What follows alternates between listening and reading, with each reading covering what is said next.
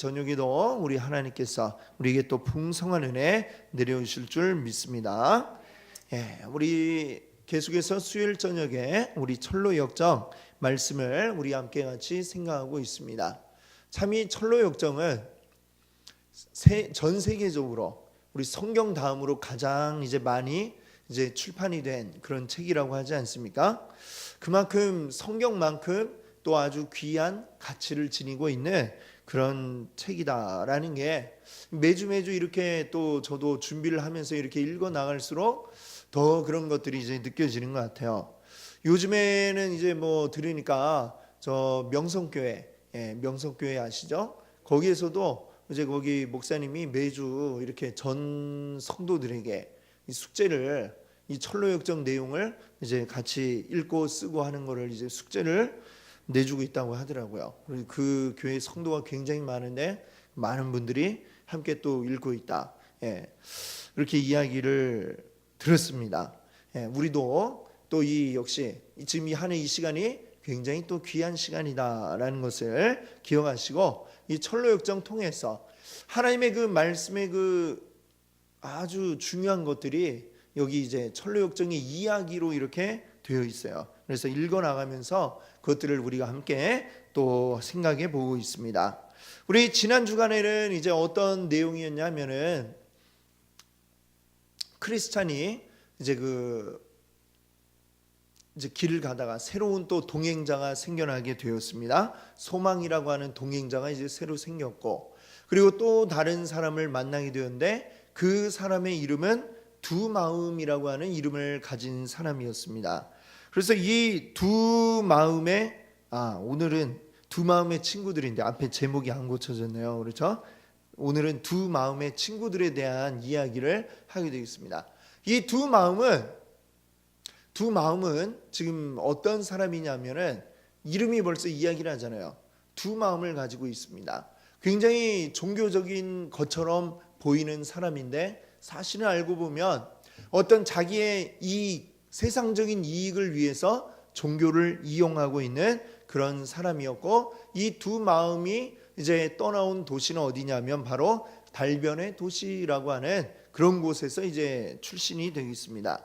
그 두 마음의 이야기를 듣고 정체를 딱 알고서 두 사람, 크리스찬과 이 소망은 좀 거리를 두고 같이 함께 동행하지 않기로 합니다.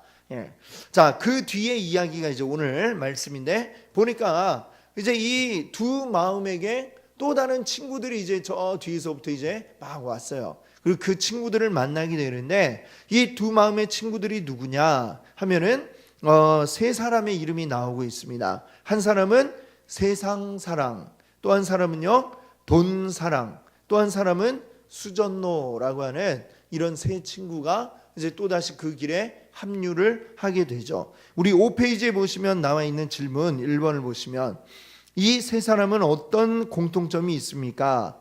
자, 그 이름을 가지고 우리가 한번 생각해 봐요. 세상 사랑, 세상을 사랑하는 사람이고, 또 두 번째 사람은 돈을 사랑하는 사람이고, 그 다음에 세 번째는 뭐예요? 수전노는 뭐예요? 아주 돈에 대한 집착이 굉장히 강한 사람이잖아요. 자기 거 절대 안 내놓고 막 자린고비라고 이야기할 수 있는 그런 사람이죠. 이 세 사람의 공통점은 다 무엇을 사랑하고 있어요? 돈을 사랑하는 사람들이다, 이렇게 말할 수가 있겠습니다. 돈을 사랑한다는 것, 즉 이 세상의 것에 대한 굉장한 집착과 애착을 가지고 있는 사람들이다, 이렇게 이야기할 수 있죠. 돈을 사랑하면 곧 무엇입니까? 이 탐욕과 정욕이 가득하다는 것이죠. 그래서 누가복음 16장 13절에 예수님이 뭐라고 말씀하셨어요? 두 주인을 동시에 섬길 수 없다, 이렇게 얘기하지 않습니까? 즉 하나님과 이 세상을 동시에 우리가 주인으로 섬길 수 없다라고 말씀하는 것입니다. 둘을 다 섬기려고 하면 둘 다 이렇게 서운하게 제대로 잘 못 섬기게 되든지, 둘 중에 하나만 잘하게 되든지 이렇게 될 수밖에 없다는 것이죠. 우리가 이 세상도 사랑하며 동시에 하나님을 사랑한다, 이것은 불가능하다, 이렇게 이야기를 합니다. 그런데 이 사람들은 자기는 그렇게 하고 있다라고 얘기하는 사람들이에요. 나 돈을 사랑하지만 동시에 또 하나님도 사랑한다 라고 주장하는 사람들이 바로 이 세 사람들이다, 이렇게 이야기할 수 있겠습니다. 자, 그들은 이제 다시 1페이지로 와서 보시면은 이들은 두 마음하고 아주 오래된 친구입니다. 어릴 때부터 같은 학교를 다녔고, 그 학교의 이름이 또 재미있어요. 학교 이름은 뭐냐면 그들이 다녔던 그 학교는 이익사랑 도시에 있는 학교인데, 거기에 있는 그 선생님의 이름은 이득사랑, 자기 이익을 아주 사랑하는 뭐 이런 사람이고, 그 선생님께 아주 제대로 배워가지고 아주 이 세상 사랑하는 걸로 충만한 사람들이 바로 이 새로 합류한 세 사람과 또 두 마음, 합해서 이 네 사람이 되겠습니다. 그들이 이제 이렇게 두 마음하고 만나가지고 이야기를 나누면서 보니까 조금 앞에 또 다른 두 사람이 있거든요. 우리 저 앞에 또 아주 뭐 동행자가 있는데 왜 저들은 함께 가지 않고 이렇게 따로 가느냐, 이렇게 물어보니까 저 사람들은 아주 좀 어떤 사람들이라고 얘기하냐면요, 2번 보이시죠? 2번에 보면 이렇게 얘기합니다. 그 바로 위에부터 보시게 되면, 경건하지 못한 자는 자신의 모든 것을 버리지 않는 한 절대 자신들과 동행할 수 없다라고 그들은 이야기한다. 이 얘기를 하고 있거든요. 왜 같이 안 가고 있냐 하니까, 저 사람들은 지금 뭐라고 얘기하냐면, 경건하지 않은 사람들, 자기 가진 모든 걸 버리지 않으면 우리와 함께 할 수 없다라고 나한테 얘기하면서 저렇게 따라가고 있네, 이 얘기를 한 거죠. 자, 뒤에 한번 5페이지 2번 질문 한번 보세요. 경건하지 않은 자들이 경건한 자들을 향해서 늘 비난하는 말, 뭐라고 비난하느냐? 잘 쓰는 말이 있어요. 저 사람들은 엄격주의자다 라고 이렇게 얘기하거나, 또는 율법주의자, 아니면 또 무슨 근본주의자, 뭐 이런 식으로 얘기를 합니다. 근본주의, 이게 뭡니까? 우리 무슨 테러가 났다 할 때 잘 듣는 말 있죠. 이슬람 근본주의 단체 뭐 이런 거 있잖아요. 근본주의란 뭐냐면 막 이제 문자 그대로 모든 경전의 말들을 문자 그대로 하면서 오직 그거대로만 하려고 하는 사람들, 이제 근본주의자라고 이야기를 하죠. 기독교 안에서도 이제 근본주의자다라고 이렇게 비난을 한다는 것입니다. 그러나 실제로 하나님 말씀을 잘 지키는 게 근본주의라는 것과는 다르다라는 것을 우리가 알아야 돼요. 이 사람들이 말하는 것처럼 율법주의자도 아니에요. 그런데 그들이 보기에는 굉장히 율법대로 살려고 하는 것처럼 보일 수 있습니다. 근데 그 이유가 뭐냐?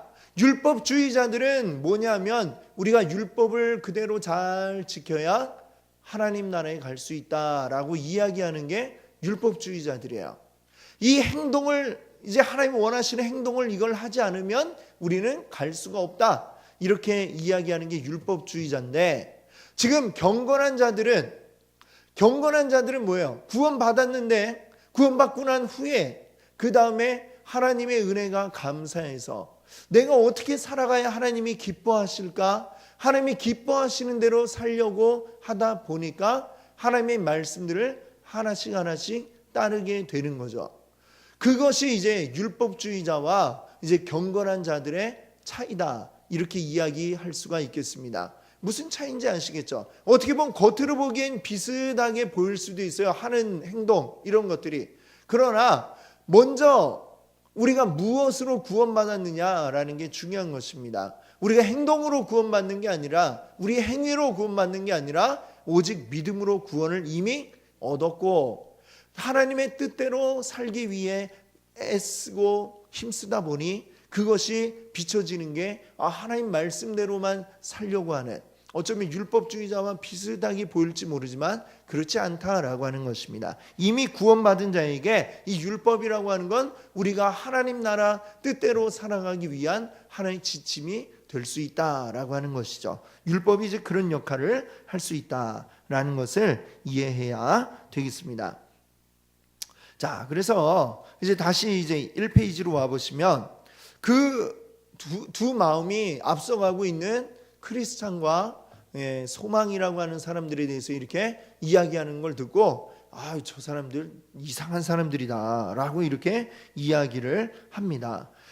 그들이 이제 지난주에 했던 이야기인데 1페이지 맨 마지막에 보세요. 1페이지 맨 마지막 줄에 보시면 쉼표 이후에 저는 종교가 황금 신발을 신고 태양빛 아래에서 사람들에게 찬사를 받을 때만 종교를 가집니다. 자, 이 말은 누가 한 말이냐면 두 마음이 지난주에도 했던 말이죠.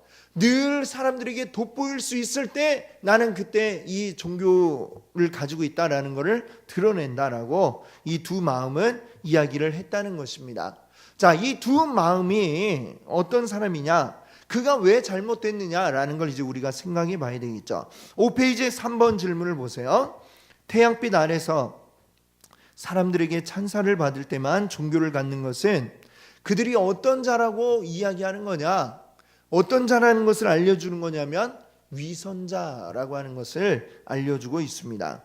뭡니까? 그들이 신앙적인 모습을 어떤 것을 드러내려 할 때에는 그걸로 인해서 사람들에게 어떤 칭찬을 받을 수 있거나 아니면 사람들에게 어떤 이익을 취할 수 있거나 이럴 때에만 자기는 종교인이다라고 이렇게 드러낸다는 것이죠. 그러나 다른 이익이 없을 때 굳이 내가 그걸 드러냈다가 손해를 볼 것 같으면 그때는 잠잠하고 내가 믿지 않는 사람인 것처럼 조용히 하고 있는, 딱 우리가 봐도 어때요? 굉장히 기회주의적인 이런 사람 아닙니까? 자기 유익만을 찾아다니는 바로 그러한 사람들. 이 사람들은 겉으로 볼 때는 아주 신앙적인 모습을 보여줄지 모르지만 하나님이 보실 때는 중요한 거는 하나님은 어떤 분이라고 그래요? 우리가 하나님은 외모를 보지 아니하시고 그 사람의 중심을 보신다 말씀하지 않습니까? 이런 사람들 대번에 딱 하나님 딱 보시면 마음을 딱 꿰뚫어 보시고 그들에게 책망하실 것이 너무나 이제 당연하게 되죠. 그래서 우리가 지금 이제 질문을 쭉 우리가 읽어 나가면서 헷갈리지 말아야 되는 게 이 두 마음이 이야기한 것, 요것이 이거는 지금 이제 우리에게 잘못된 신앙의 모습을 지금 보여주고 있는 것이다 라는 것을 우리가 기억해야 되겠습니다. 자, 다시 이제 2페이지로 와보세요. 그 두 마음의 그 이야기를 듣고 세상 사랑이라고 하는 이제 그의 친구가 이제 또 동조를 하면서 이야기를 합니다. 맞장구를 이제 치는 거죠. 착한 두 마음씨, 정말 끝까지 그 마음을 변치 마세요. 지금 이렇게 얘기를 하는 거예요. 다 똑같은 사람들이니까 당연하지. 지금 이렇게 얘기를 하는 거죠. 저는 자신이 갖고 있는 것을 지킬 수 있는 자유가 있는데 지혜롭지 못해서 잃어버리는 건 바보라고 생각을 합니다.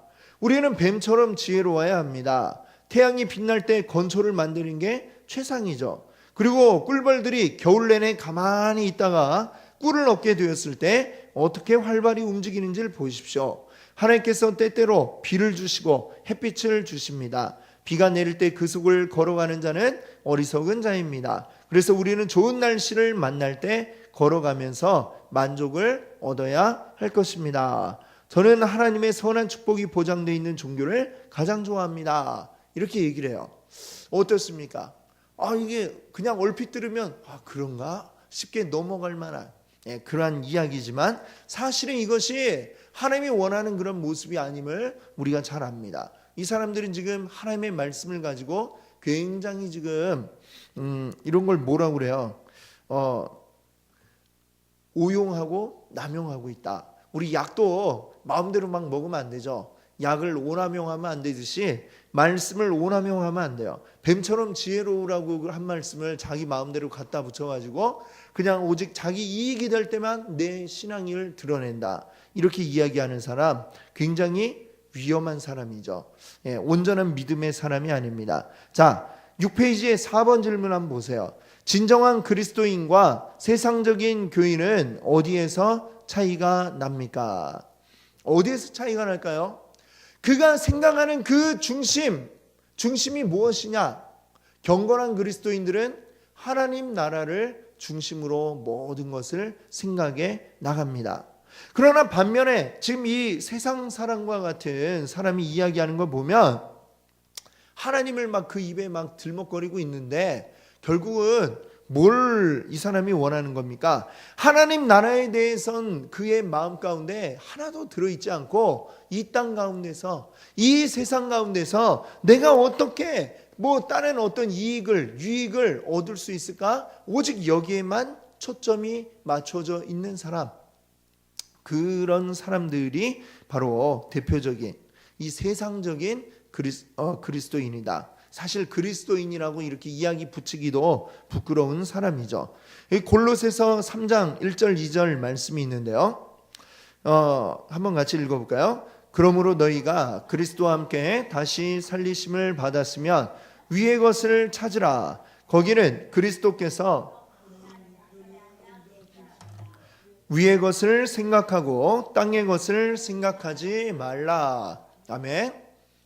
하나님이 우리에게 원하시는 것은 이 세상에서 우리가 뭘 어떻게 먹을까, 어떻게 쓸까, 이 고민에 매여서 살아가길 원하시는 게 아니고 위의 것, 하나님 나라의 것들을 우리가 사모하고 찾기를 원하고 계신 줄 믿습니다. 아멘. 자, 이제 그 뒤에 4번 뒤에 한번 2페이지에 4번 뒤에 보세요. 그것도 이 세상 사랑이 계속해서 이야기합니다. 이성적으로 생각해 보십시오. 하나님 우리에게 이 땅에서 좋은 걸 축복하시기 때문에 하나님의 영광을 위해 우리가 축복을 취해야 하는 거 아닙니까? 아브라함과 솔로몬은 종교를 갖고 부자가 되었습니다. 예. 자, 이 얘기를 하죠. 자, 5번 뒤에 6페이지 5번 질문에 와보세요. 종교를 가짐으로 부자가 되려 한다. 이것은 어떤 것입니까? 물어보고 있죠. 자, 이 말이 어때요? 맞는 것 같아요? 틀린 것 같아요? 세상 사랑이 한 얘기가? 당연히 세상 사랑이 한 얘기니까 틀린 얘기겠죠. 그렇죠? 그런데도 불구하고 굉장히 솔깃한 얘기잖아요. 그렇죠? 솔깃하고 막 땡기잖아요. 그러나 이러한 생각 자체는 하나님이 원하시는 생각이 아니다라고 하는 것이고, 하나님 우리에게 주신 복음의 의미를 제대로 모르는 것이다 라고 하는 것입니다. 그는 하나님이 우리에게 복 주려고 하신다, 그러니 그 복을 받아 누려서 잘 먹고 잘 살아야 된다 라고 이렇게 이야기를 합니다만, 하나님이 우리에게 진짜 원하시는 것은 우리가 잘 먹고 잘 사는 게 아니라 우리가 하나님 말씀대로 잘 사는 가운데에 부수적으로 이런 게 우리에게 올 수도 있어요. 예, 하나님 믿는다고 다 못 살아야 되고 그런 건 아니지만 우리가 부수적으로 따라오는 것들이지, 우리가 잘 살게 되더라도 그것은 따라오는 것이지 그게 주된 것이 아니다 라고 하는 것이죠. 우리 복음이라고 하는 건 뭡니까? 우리를 죄에서 구원하는 것. 우리가 이 땅에서 이 땅이 원하는 대로 살아가는 게 아니라 하나님 안에서 하나님이 원하시는 것을 따라 하나님 나라 백성답게 살아가기를 우리 하나님이 원하고 계시다라는 것이죠. 계속해서 여기서 이제 이야기하지만 이 세상 사랑하는 이 사람들은 하나님을 이야기하지만 그들이 바라는 것은 이 땅에서 잘 먹고 잘 살게 되고 이 땅에서 복받고, 지금 여기에만 그들의 모든 초점이 맞춰져 있다라고 하는 겁니다. 그러니까 내가 그리스도를 믿음으로 만약에 내 아이에게 어떤 불이익이 닥치게 될 것 같다라고 하면 그때에는 과감히 그냥 가만히 있는 거야. 아무것도 아닌 척, 나는 그리스도를 믿지 않는 척 이렇게 하겠다라고까지 이야기하는 것은 그들이 이 세상의 것만을 생각하고 있고 그 이 세상의 유익만을 취하려고 하기 때문에 그렇다라고 하는 것입니다. 이런 것을 바울은 뭐라고 그랬어요? 다른 복음이다라고 이렇게 이야기했습니다. 에베소서에서 말씀하고 있는 것처럼 다른 복음은 없나니, 근데 이 사람들이 이야기하는 건 다른 복음이다. 예, 복음도 아니죠. 이거는 복음도 아니고 그냥 비슷한 다른 이야기를 하고 있는 것이다. 이렇게 우리가 이해해야 되겠습니다. 그래서 계속해서 이제 6번 질문 한번 보세요. 이들은 성경을 남용하고 오용함으로써 자신들이 진정한 성도라고 믿고 있습니다. 잘못된 교리와 가르침, 거짓 확신을 갖고 있다가 결국 어떻게 됩니까? 이 사람들은 막 성경 말씀도 막 갖다 붙이잖아요. 자기들의 그 이론을 뒷받침하기 위해서 좋은 말씀들을 막 갖다 붙이고 자기 마음대로 생각을 합니다. 그런 사람들은 결국 어떻게 되느냐? 유다서 1장 거기 보면 말씀이 나와 있죠.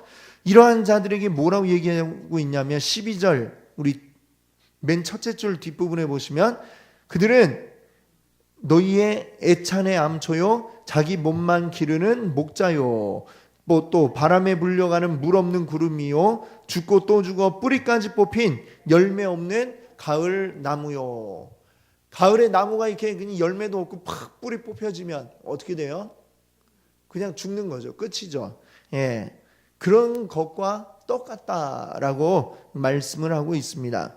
잘못된 생각을 가지고 이것이 하나님의 말씀을 자기 마음대로 판단을 하고 자기 마음대로 갖다 붙여가지고 이렇게 사용하는 자, 그들의 끝은 결국 뭐냐? 이 유다서 말씀처럼 결국에는 멸망에 이르게 될 것이다, 이 말씀을 하고 있는 것이죠. 자, 이제 다시 이 페이지로 오시면 이제 돈 사랑이 이제 다시 이야기를 합니다. 이런 얘기를 해요. 돈 사랑이 우리는 성경과 이성을 믿지만 저 사람은 둘 다 믿지 않으며 자신의 자유에 대해서도 모르고 자신의 안전을 구하지도 않습니다. 지금 앞에 가고 있는 크리스찬 그리고 소망, 이 두 사람 경건한 신자들에 대해서 이렇게 평가를 하고 있습니다.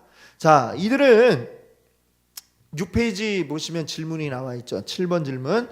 이들은 그리스도를 따르는 일에 반드시 요구되는 것을 모르고 있습니다. 그것은 무엇입니까? 거기 누가복음 9장 23절 9절인데요. 같이 한번 읽어볼까요? 또 무리에게 이르시되 아무든지 나를 따라오려거든 자기를 부인하고 날마다 제 십자가를 지고 나를 따를 것이니라. 우리 예수님이 하신 말씀이 뭐라고 그래요? 나를 따르려거든 어떻게 된대요? 자기를 부인하고 날마다 자기 십자가를 지고 나를 따라와야 한다, 이 말씀하고 있습니다. 내가 살아있는 한 하나님을 온전하게 따를 수 없다, 이렇게 분명히 우리 주님은 말씀하고 있죠.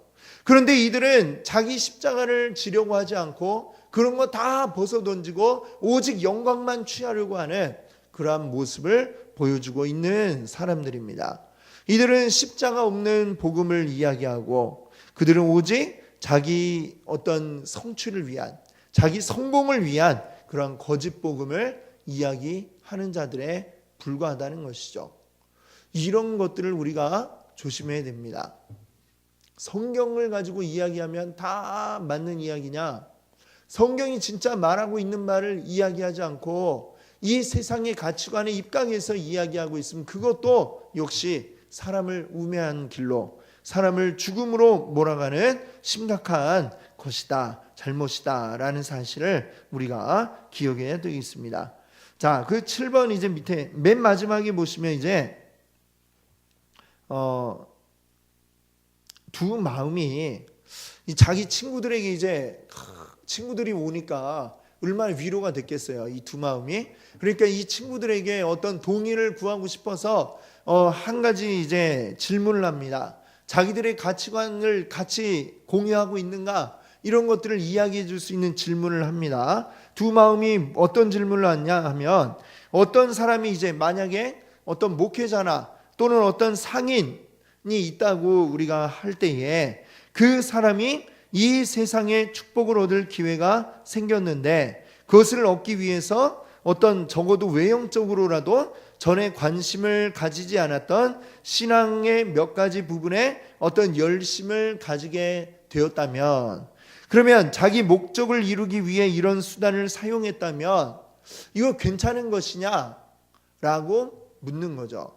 자, 그러니까 이제 이 돈 사랑이 뭐라고 이야기를 하냐면, 그럼 우리가 한 어떤 목회자에 대해서 이제 예로 들어서 이야기해 보겠다라고 하면서 이야기를 합니다. 만약에 어떤 목회자가 이렇게 얘기를 하는 거예요. 아, 나는 지금 받고 있는 사례비가 너무 적은데 더 많은 사례비를 이제 내가 받기 위해서 어떻게 하느냐? 그러기 위해서 자기 실력을 이제 더 이제 말하자면 이제 더 쌓는다라고 하는 거예요. 그리고 열심히 이제 연구해서 열심히 설교하고, 근데 뭐 그렇게 열심히 노력하는 것이 문제가 아니라 이제 그 뒤에 보면 또 뭐라 8번 가로 8번 앞에 보시면 뭐라고 얘기하냐면요. 그리고 사람들의 기질이 요구하는 대로 자신의 원칙의 어느 부분을 변경할 것입니다. 이 얘기는 무슨 얘기예요? 사람들이 즐겨하는 말을 하도록 하나님께서 우리에게 하라고 하신 그 말씀을 전하는 게 아니라 사람들이 듣기 좋아하는 말을 하도록 이 목회자가 자기 말을 이제 바꾸기 시작한다라고 얘기를 하는 거죠. 내가 인기가 없는 이유는 너무 하나님 말씀 그대로만 전하니까 사람들에게 인기가 없다. 이렇게 생각을 하고 듣기 좋아하는 말들로 귀에 막 꿀 떨어지는 이런 얘기들로 이제 막 말씀을 이제 변경하기 시작했다라는 이야기를 하는 거죠. 자, 그러면 8번 질문을 보세요. 이런 자는 어떤 자입니까? 지금 이야기한 것처럼 하나님의 말씀에 입각해서 말씀을 전달하는 게 아니고 사람들이 듣고자 하는 말을 전달하는 그런 목회자가 있다면 이런 사람은 어떤 사람이냐? 다른 복음을 전하는 자다. 이렇게 이야기할 수가 있겠습니다. 갈라디아서 1장 10절을 보세요. 바울이 이렇게 이야기하죠. 이제 내가 사람들에게 좋게 하랴 하나님께 좋게 하랴 사람들에게 기쁨을 구하랴 내가 지금까지 사람들의 기쁨을 구하였다면 그리스도의 종이 아니니라. 바울은 늘 하나님의 말씀에 입각해서 내가 사람을 기쁘게 하려고 이 말씀을 전하는 게 아니다. 늘 이 이야기를 했죠.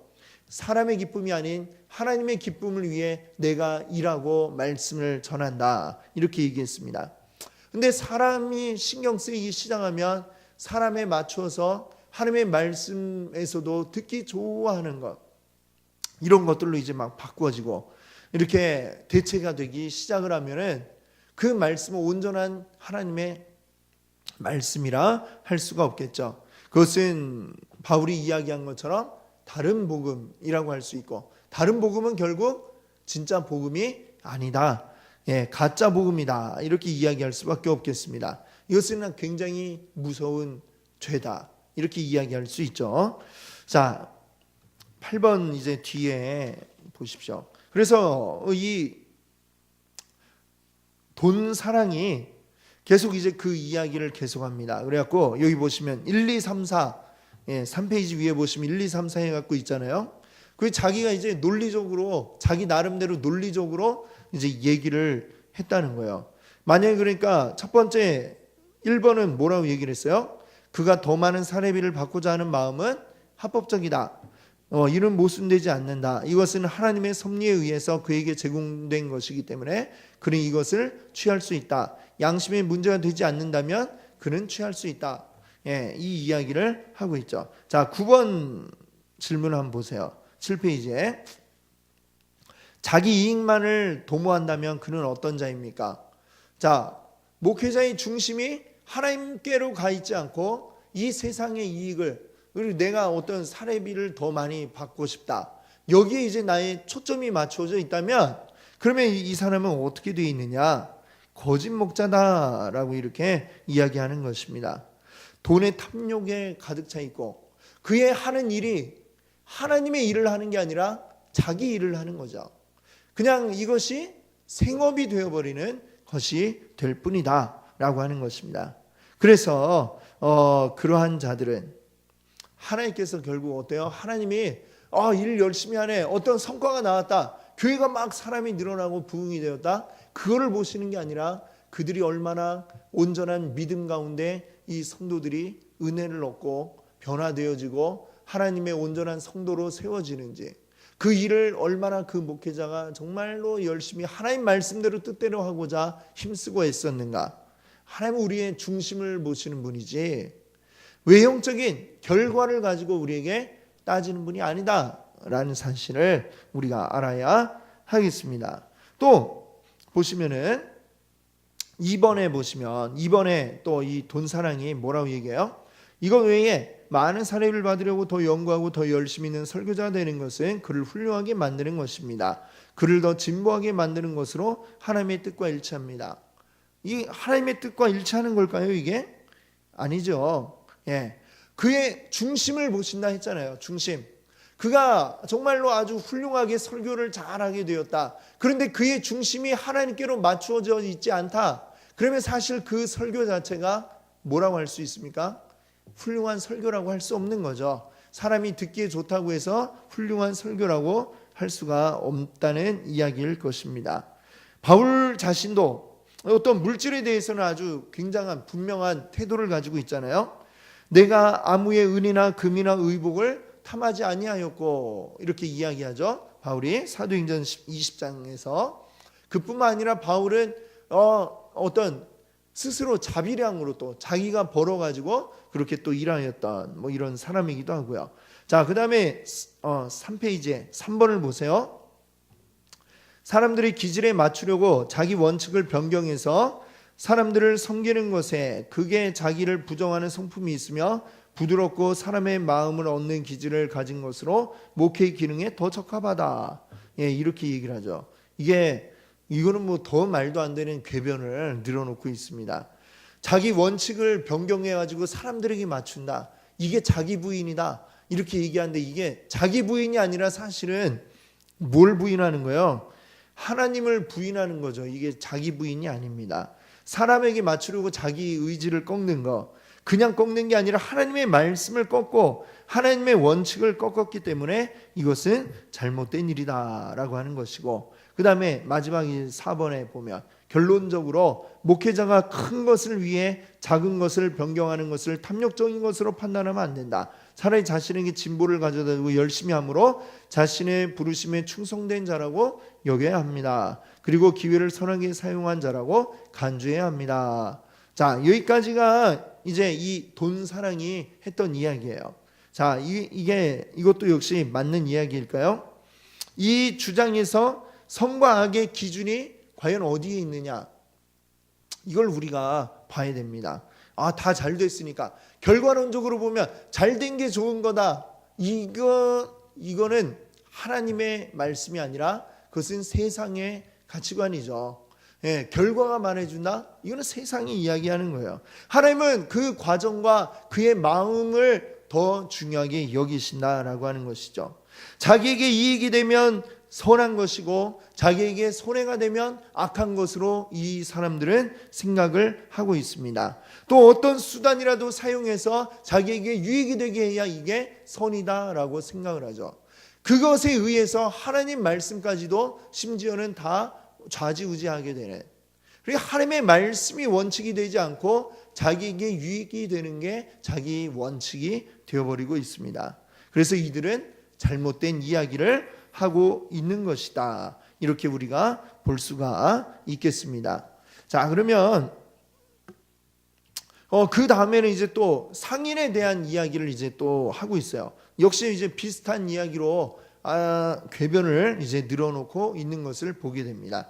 여기는 한번 여러분들이 댁에 가셔서 읽어보시고요. 이제 쭉 지나가서 우리 4페이지를 한번 보세요. 4페이지에 보면 이제 이들이 그래 하면서 이제 이 돈 사랑이 한 이야기를 듣고 맞아 하면서 이제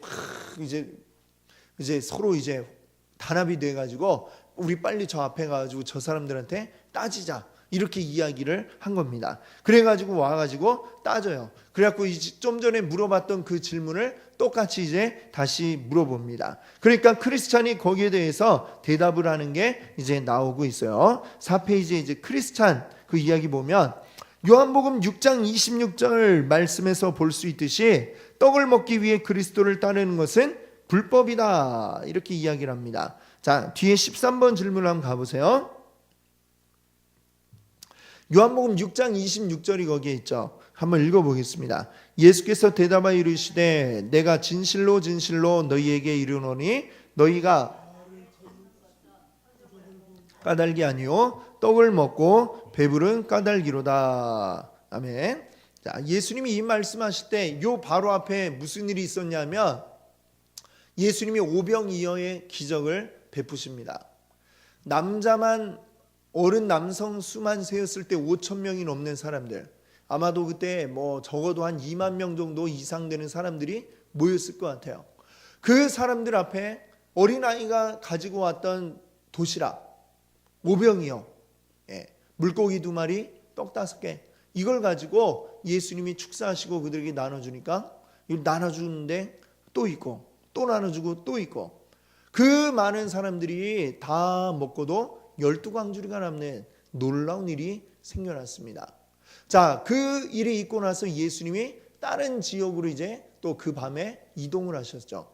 근데 이 사람들이 막 아침에 일어났고 예수님 어디 가셨어 어디 가셨어 하고 막 찾다가 이제 저 건너편까지 와가지고 예수님을 만난 거예요. 그래갖고 막 예수님 왜 우리한테 말도 없이 어디로 가셨어요 막 이러니까 예수님이 그 사람들에게 이야기하기를 너희가 나를 찾는 게 하나님 말씀에 대한 사모함으로 찾는 게 아니라 지금 너희들이 떡을 먹고 배부른 까닭이다. 예수님이 그들에게 떡을 나눠주고 배불리 먹여주니까 그것 때문에 지금 예수님을 찾고 있는 사람들. 자, 우리가 잘 알아야 됩니다. 우리가 교회에 나와서 우리가 하나님을 믿고 이제 살아갈 때에 우리가 여러 가지로 이제 많은 이제 복에 대한 이야기를 많이 하잖아요. 근데 우리가 알아야 될 게 있습니다. 이 복이 단지 우리가 어떤 세상적인 어떤 그 복으로만 이야기를 하게 되면 그것은 우리 신앙은 예전에 우리 조상들이 막 이렇게 물 떠다 놓고 달 보면서 막 비나이다 하던 그거와 다를 바가 하나도 없는 것이죠. 그걸 우리가 뭐라 그래요? 기복 신앙. 복 달라고 이렇게 비는 우리의 어떤 복의 기준이 거기에 머물러 있으면 기독교나 옛날에 뭐 어떤 무속 신앙이나 이게 다를 게 하나도 없다는 것입니다. 지금 예수님을 쫓아와서 떡 먹고 배불러 가지고 우리 그걸 위해서 찾아오는 사람들. 예수님이 그들에게 너희 잘못됐다라고 말씀하신 이유가 뭐예요? 물론 예수님을 쫓아다니면 예수님이 주시는 그것들을 우리가 먹을 수 있어요. 근데 그것은 우리에게 주된 것이 아니죠. 왜? 지금 그 먹는 떡, 먹는 또 물고기, 이거는 뭡니까? 이 세상의 것이다 라는 것이죠. 이 세상의 것은 어떤 거예요? 영원한 게 아닙니다. 영원한 게 아닌 것을 위해서 목숨 걸고 달려드는 사람, 이게 하나님의 복받은 사람이다 이야기할 수 있겠습니까? 아니죠. 그 사람들에게 그 물질에 어떤 만약에 복이 있다면 그 물질을 가지고 이 땅 가운데서 하나님의 선한 일들을 위해 쓰라고 하나님이 주신 것이지 이 땅에서 잘 먹고 잘 산다고 떵떵거리면서 살라고 남들에게 과시하며 살라고 그래서 하나님이 주시는 게 아니다 이거죠. 그렇게 생각한다면 그 사람은 잘못되었고 그것은 그가 하나님께 복받은 게 아니다 이렇게 감히 이야기할 수가 있습니다. 우리의 가장 소중하게 여겨야 될 가장 큰 복은 뭐예요? 우리의 가장 큰 복은 하나님의 자녀가 된 것이 우리의 가장 큰 복이죠. 그거보다 더 큰 게 뭐가 있습니까?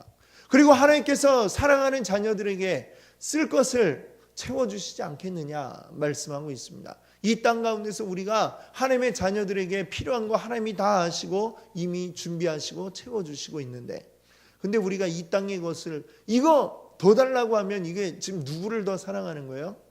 하나님이 아니라 이 땅을 더 사랑하니까 자꾸만 이 땅의 것들을 더 달라고 이렇게 하는 게 될 수밖에 없다는 것이죠. 우리가 정말로 구해야 할 것은 하나님의 뜻을 우리가 구하고 하나님의 뜻을 살피고 그것이 우리의 참된 복이다라는 사실을 알아야 되겠습니다. 내가 하나님의 자녀가 된 것이 내가 하나님의 백성 된 게 내가 하늘나라 하나님 나라에 갈 수 있는 그 은혜가 우리에게 가장 큰 은혜인 것을 여러분들 기억하시기 바랍니다. 아멘.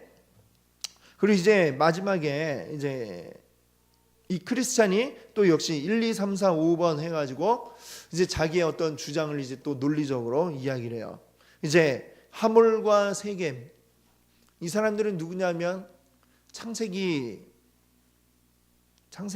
이제 34장에 보면 야곱의 딸 디나를 성폭행했던 사람이 세겜이죠. 세겜. 보니까 마음에 든다. 그냥 무작정 데리고 가가지고 이제 그렇게 하고 그 뒤에 이제 찾아가지고 마음에 드니까 결혼시켜달라 이렇게 이야기를 했습니다. 그러니까 그 야곱의 아들들이 자기 여동생이 나가가지고 험한 꼴을 당하니까 이제 복수할 생각으로 뭘 했어요?